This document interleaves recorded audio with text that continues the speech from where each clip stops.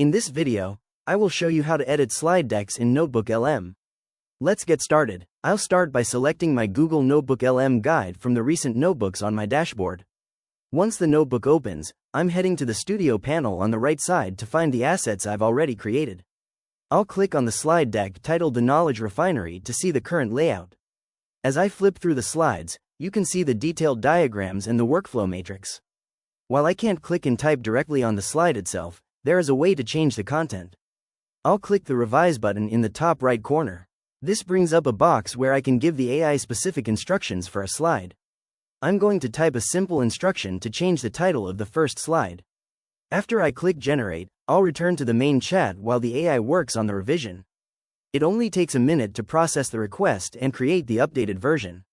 Now that it's done, I have a second version of the deck appearing in my studio list.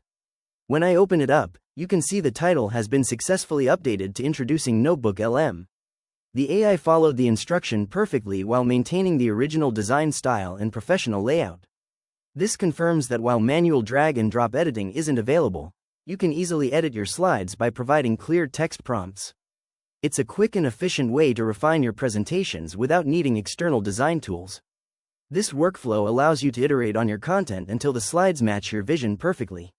If you found this walkthrough helpful, please consider liking the video and subscribing for more quick tips and tutorials.